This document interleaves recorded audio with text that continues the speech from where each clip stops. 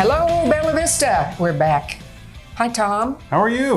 I am fine. I'm just thinking we've got a lot to talk about today. Yeah, we sure do. It's kind of a lot of fun stuff heading our way. Well, it's fall, right? Yeah. Lots of things happen. Perfect time of year. So did you get up the other night and do karaoke? Oh, heck no. Why not? I'd clear out of church. I'm so bad at singing. So anyway, that first night at Highlands was a big hit. Yeah, we got a suggestion from a couple people, and so we made it happen, and it was a lot of fun. Mm-hmm. So I'm sure we'll do it again at some point in the future. But so stay tuned and watch for the next karaoke night and see if you can get up on stage. Yeah, and you can, if you drink a lot beforehand, you sing better, right?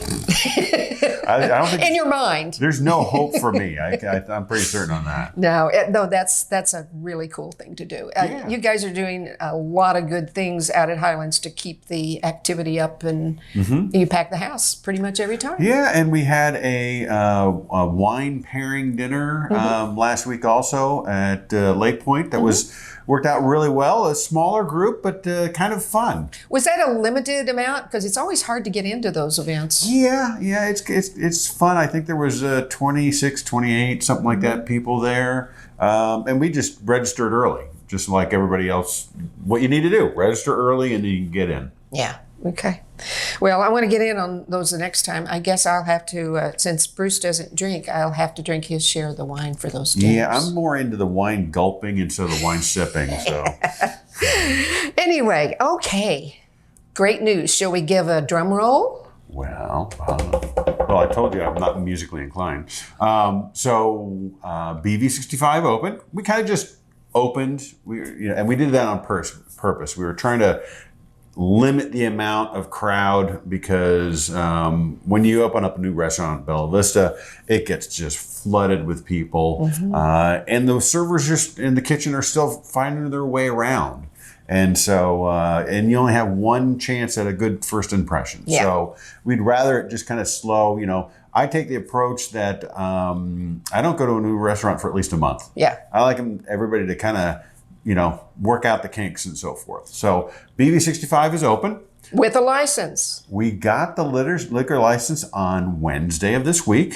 Now we have to work with all the different vendors, and so I think we'll have a limited selection for this coming weekend, and we should be a full selection of alcoholic beverages by next weekend.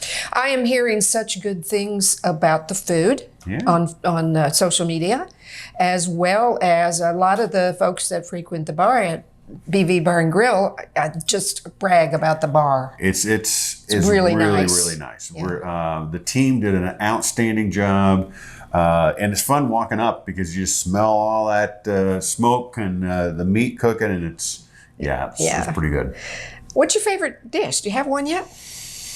I'm gonna have to try and have each one of them. What is this sampler plate? That's what a lot of people are talking about. Yeah, it's just a little bit of everything. Okay. And that way you get and that's a great way to find out what you like the best. Yeah. Is take a little sample. And it's pretty generous in the size. Yeah. So, my impression was and is it's a barbecue place, but it's not a barbecue place. It's a little more upscale than that. It's a little more fun. I like it a lot. We think that it will probably be equal to or similar in how busy BV Bar and Grill is. That'd be great. So very excited about that. Okay, and now a really big event coming up. Flea in the Park. Yep. So it's this Friday, the 4th, and Saturday, the 5th, from 9 until 4, both days. On Friday, they're going to have vintage and local artisan and food trucks. And then Saturday, they really kick it off with music from 1 to 4, food trucks again, a kids activity, pumpkin painting from 10 until 2. So a lot of fun stuff. Come out to the Flea in the Park. Boy, I love it, but it's so hard to find parking. Are there going to be people you're gonna have to walk. You have to walk? Yeah, you're gonna have to walk. Blowing Springs is long and narrow, and we only have so much parking. Right. Now, they do a good job getting people to park in certain areas, but bring your walking shoes. Beautiful place to walk. It is. Just don't buy too much stuff. You have to lug it all the way back. Yeah, exactly. Exactly. Or make arrangements to pick it up later because we want them to buy a lot. This is true. This is true. Yeah. All right. Pumpkin painting, huh? Pumpkin painting. Yeah. Kind of fun. Yeah. Bring Bruce. He'll be great at it. Yeah, right. Okay. I mean, yes, he will. I really like this thing you're doing now. I don't know if, is this the first thing you're doing, the appreciation for groups? So we did one last year. We did an appreciation event for the Trailblazers. Oh, that's right. So we decided let's do one for the Fly Tires, which is a great organization, and the POA works well with that organization. And so that event is this Sunday, the 6th, at the Gear Garden. The appreciation event is from 4 until 6. So come grab a beer, and then we have live music from 5:30 to 8:30. Okay. And we have lights and that canopy and everything. It should be a beautiful setting. Okay. All right. You know, I still want to go down there sometime and rent one of those tiny cabins so that I don't have to walk a long way and just see what it's like. Have you stayed in one of them at all? No. You know, we always have those for our guests. Yeah, I know. But it's just, I think it'd be fun. I think so too. Yeah. Okay. Couple of tours coming up? Couple tours. We have the Gun Range Tour, which is on the 15th. It's a Tuesday at 3 o'clock. Parking's going to be tight, so if you and a couple buddies are going to go carpool together, probably a good idea. We'll walk around the site. You'll be able to see our progress. It's not done. This is a progress tour, but you'll be able to ask questions and get an idea of how we're progressing. Almost all the work that we're doing is in-house. So it's our team doing the work. So what would you say? 50% done? Oh, I think they'd come after me with the. Oh, with the you're not hammer. going to say. If I said anything, they'd come right after me. So, but it's not finished. Is the point? The line I say is we've made a tremendous amount of progress. Okay. But we have a long way to go. Okay, I get it. Okay. That's about as vague as you can get. The second tour, because you said multiple tours, we have the Tanyard Creek practice range tour. Very excited about that on Tuesday, the 22nd of this month at 3 o'clock. So come on down. We had to delay a couple tours. We've had some issues with our concrete contractor. Say that 3 times. So everything's lined out. So we're real excited. Come out. The place is great. It's beautiful. It's when we open up, wow. So the liquor license there is still pending? We started way earlier. They've implemented a lot of new rules and regulations, and so we learned our lesson from BV65. But you know, Rosita's had trouble getting their liquor license. Table Upon had problems with that. So it's not just us. No. So we've started way earlier, and hopefully we'll have it right on time. And the city ordinance is in place? The city was extremely cooperative. We contacted them because the city ordinance didn't cover private club liquor license. I'm sure that's not the correct term, but there wasn't an ordinance in place. We let the mayor know, and I think within 30, 60 days, they got it done very quickly. So very appreciative of the cooperation of the city. And so we'll make sure that some of our city folk are on the VIP list for the grand opening. Absolutely. That makes perfect sense. All right. So now everybody has their heads down.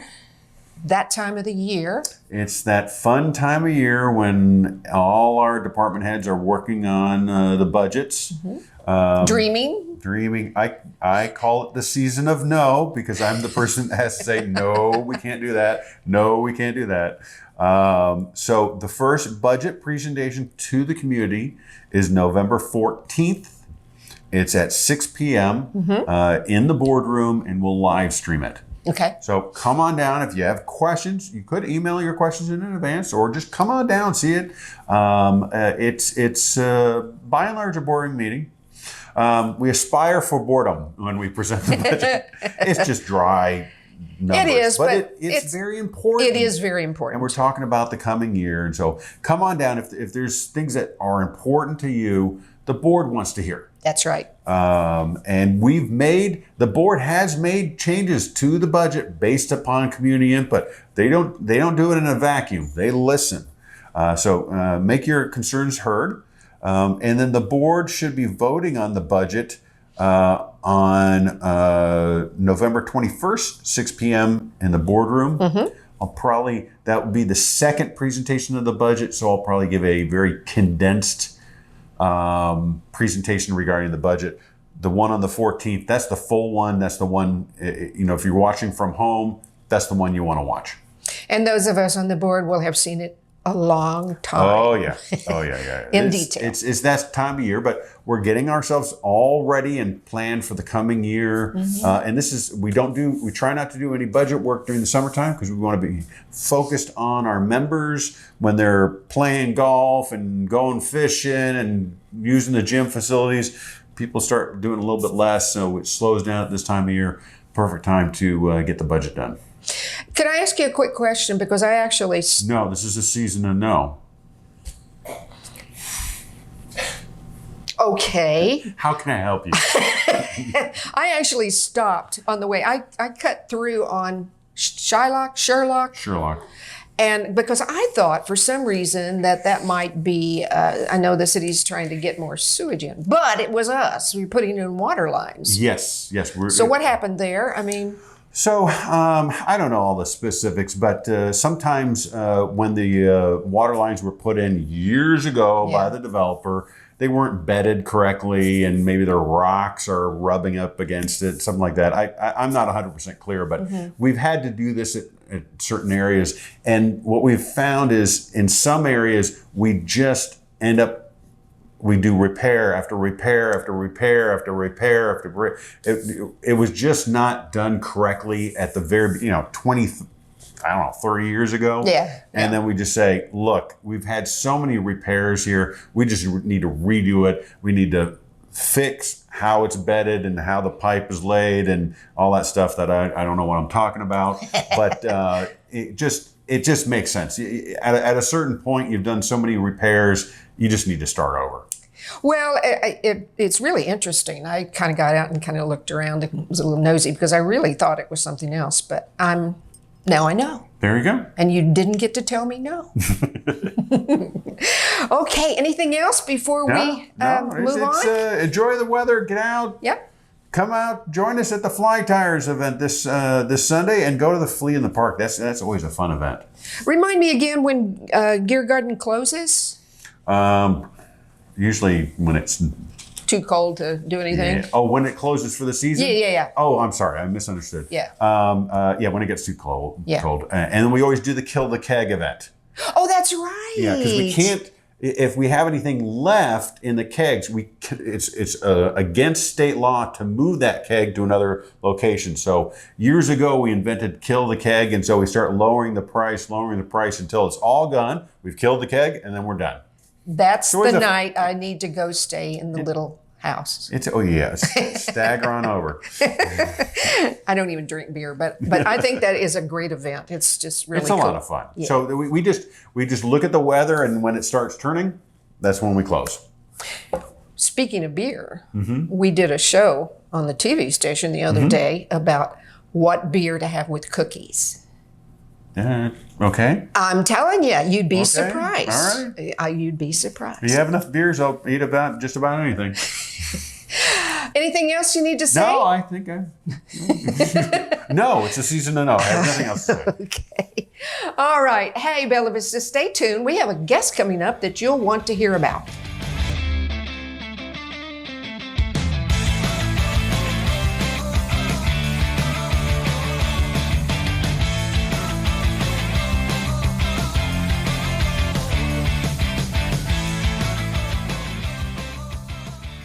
Hey, we're back. And John, I'm going to say this wrong, so please forgive me. I have other talents, and remembering names is not one of them. Urquhart? Urquhart, that's correct. I did it? Great. First try. Well, don't ask me again in 15 minutes. Yeah, Okay. I understand. It's not an easy one to say. No. Even when you read it. Yes. So why don't we have a lot of new people in Bella Vista, and I don't know that they know you and what you do. Could you give us the elevator speech on your job? What's your title? What do you do? Sure. So I'm the Assistant Superintendent of Lakes, Parks, and Fisheries. So I have the absolute longest name tag, I think, in the entire POA. But really what that means is I help with the Lakes and Parks system, and with the Lake Ecology Department, and also I do a lot of things over at the gun range. So I'm primarily in charge of the gun range. So Okay. So all those, lots of different hats. Okay. Depending on the time of year, it's different every day. I got you. Okay, so right now there's a lake drawdown on Lake Norwood. Is that right? There will be. Okay, tell us about that. So this year, the Lakes Committee decided we're going to draw down Lake Norwood. That's going to start on the first Monday in November. Mm-hmm. So 11/4/24. If you're used to our drawdown process, we're going to try to go down to about 6 feet below normal pool. We'll target, as always, 3 inches per day. And the reason for that, pulling out 3 inches of water per day. The reason for that is because if you go faster than that, you tend to run into some bank stabilization issues and that sort of thing. So we look at the lake and we realize that the banks are what are shaping the water, but what we don't realize often is that water pressure is also pushing out on the bank. So when you draw the water down very quickly out of a lake, you can have a lot of sloughing off of your shoreline. We don't want that. That's permanent damage. So we do this very slowly. So stupid question number 23. Why would you do a drawdown? Why are you lowering the water? In this case, Lake Norwood's never been drawn down that we know of, at least not since I've been here, and at no point have I heard of. At that upper end, way back in the back of the lake, it has become silted in over time, so it's very shallow. Oh. And if you spend a lot of time on Lake Norwood, or if you've ever been out there, you know that this lake is very deep and very steep-sided, so there's not a ton of fish spawning habitat out in that lake at all. So that silted in area is really prime spawning habitat for a lot of our fish. So we're going to go in and we're going to dredge out that back cove and try to rehabilitate some of that spawning habitat. And at the same time, it allows the residents to do some work on their docks and that sort of thing. It'll allow us to do some fish habitat projects. And then we'll also, every time we do a drawdown, we inspect our boat ramps. That allows us to get a great look at the bottom end of the boat ramp so we know whether we need to do a repair. So those fish habitats, that's interesting to me. So they're like too bunched up or something right now, and you need to spread it out, or you're adding stuff or taking away. How are you doing? It depends on, it's essentially we're just going to add some type of structure to the lake, whether it be a pallet structure or trees. Like every year we do Christmas trees depending on the lake. But there's a lot of different methods that we employ and we use a lot of volunteer help whenever we do those projects. But we will add some type of habitat with some goal, whether it be to protect our small fish nursery habitat, or maybe it's spawning habitat like I was talking about. And then there's also just general fish habitat, which has got all those spaces for the large fish to hide. Because that's, in a lake like Lake Norwood, in those shallower water areas, there's just not a whole lot of places for the fish to hide. Okay. And that finishes in March? That will finish on the first Monday in March, which is March 3rd. Mm-hmm. Well, when I say finish, that means we'll begin to allow the lake to refill, but it's completely up to Mother Nature how fast that's going to happen. So if we get a lot of rain, it will come back up very fast. If we are in a dry period like we are now, it's going to take a little bit longer. It's completely dependent on the rain. So like you said, a lot of people that live on the lake take that time, or should, to clean up their area around their own docks, correct? You're correct. Yep. A lot of people will take that time to look at their seawalls, maybe look at their docks, some of the structure that you can't normally see when the lake is up. They'll look at those structures, take the time to get them inspected. Maybe they want to add some to their seawall or do a new dock project. It's a great time to do that. Okay. That okay. What is this question about permitting? What's that? So if you're going to do work in the lake bed, generally that's going to require some type of permit from the state through the state. Yes. Okay. And of course, if you're going to do dock work and that sort of thing, that can also require some permits with the city and that sort of thing. So Yes. if you have questions about those permits, just give our office a call. We'll help out in any way we can. Send you to the right place. We're a great source of information. So if you need, if you have questions about things like that, fishing, anything in the world that has to do with lakes, just give us a call. We absolutely love to talk about this stuff. I know you do. It's great. You get animated when you're talking exactly. about Exactly. Yep. I like that. So, okay. So tell me about electrofishing. What on earth? Do you shock those little critters or what? We do. What a lot of people may not realize is in our lake ecology department, we're all scientists. Every single one of us are scientists, and scientists love data, and we need data to do our jobs. So in this case, our data is fish. We go out and we collect fish. So electrofishing is exactly what it sounds like. We're going to go out and fish with electricity. And that's our primary method of collecting our fish population data in the spring and in the fall. Now we've got other methods, but this is probably the primary way that we get the most data, most bang for our buck, so to speak. So does that kill the fish?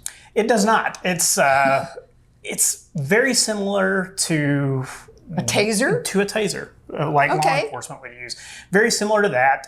It's in our case, you have to be trained to use this sort of equipment. So not everybody should go out and just stick. You've probably heard stories of people using the old crank telephones and inducing electricity, and then bringing the fish up to the water.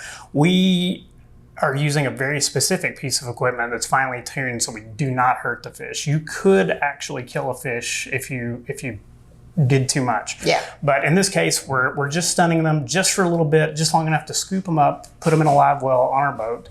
At that point, we'll pull them in the boat. We'll do an entire sample, and we'll do 6 or however many were prescribed that night. Then once we've got them in the boat, we're going to collect data on that fish, like species, length, weight. We're going to look at the general body condition of the fish. We're looking for things like diseases or telltale signs of diseases, parasites, and anything that might give us a clue as to whether we've got a contamination issue, which we can tell all of that generally just by looking at our population of fish.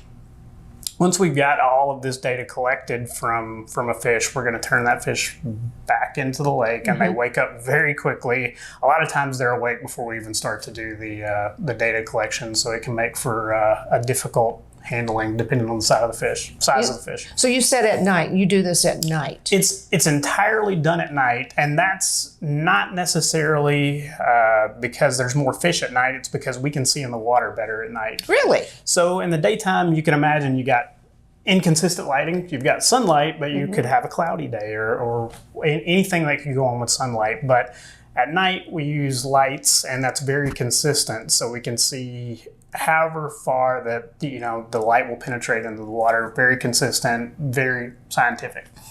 And you do samples in various parts of the lake? We randomly assign, before we ever go out, we'll randomly pull numbers, and the shoreline is numbered off. We'll randomly pull those numbers and then go and do a sample in a specific spot. How long what kind of crew do you have? How many people are doing this? Typically, we're working with one driver.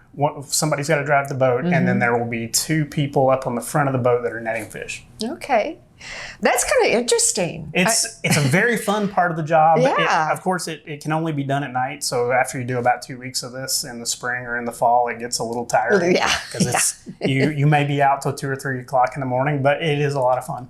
So you are, what are some things you're looking for? I see here where you're talking about too many largemouth bass. What's that all about? Yeah, so here what I was kind of getting at was, so we look for those diseases and those parasites, the telltale signs of contamination, and we've never seen any of that in our fish here in Bella Vista. Not anything out of the ordinary, I should say. Mm-hmm. Of course, you've got fish that are going to have a parasite every now and then, diseases and that sort of thing. But on a population level, there's nothing to be concerned with. Our only real issue with all of our Bella Vista fisheries is there's too many fish in the fishery. And when I say too many fish, I'm primarily talking about largemouth bass. There's just too many of those guys and of that predator size fish. So what we're asking people to do is the fish that are 14 and under, keep them, eat them. If you have not tried largemouth bass before, they're very tasty. Oh yeah. Especially in that 10 and 12 inch range. You can catch those all day long on any of our lakes, and they're great to eat. So, so keep some fish and help us out. Whenever we can shrink that part of the population, we can get larger fish in the upper ranges of the population. Okay. So then help me connect those ponds that we built to raise our own fish, etc. And tell me about that a little bit and how that works into the lake. Sure. So that they are a method by which we can grow our own fish. Usually historically we've always had to buy fish. Right.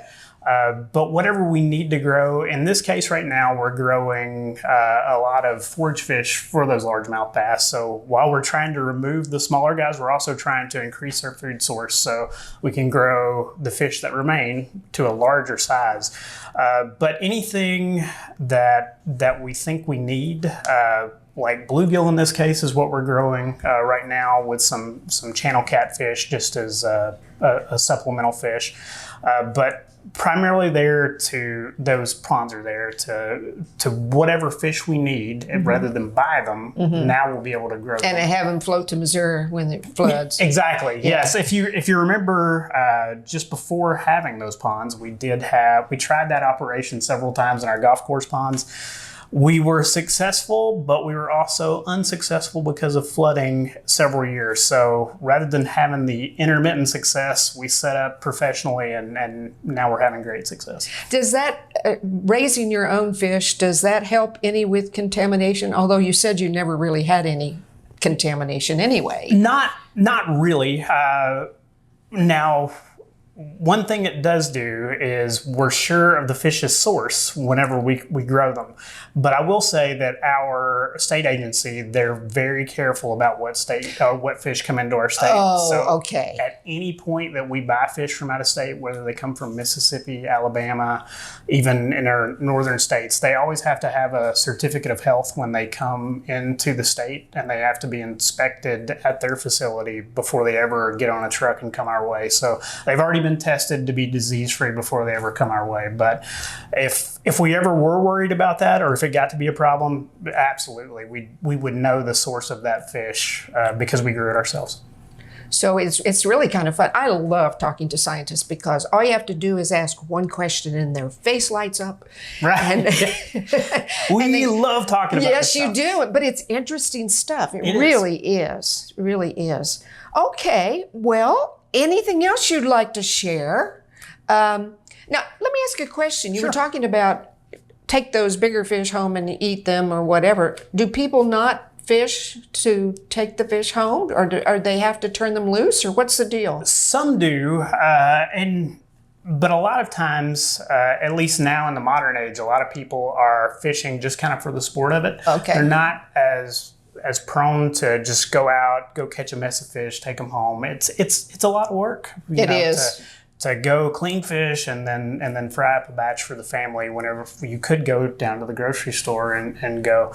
But we have this resource in our lakes, and this is part of helping take care of the lake. So you're really doing the whole lake a favor whenever you harvest some of those smaller fish. Helps grow those larger fish and helps ensure that our fishery stays healthy. Okay. Well, you need to come back in a little while and talk to me again because I absolutely will. yeah. You know I cannot be quiet about this stuff. And I love it. Thank you so much. Thank you so much for having me. You bet. Hey, Bella Vista, now you know all about fish. So we'll see you next month. Who knows what we'll be talking about, but it'll be fun. You're now in the know.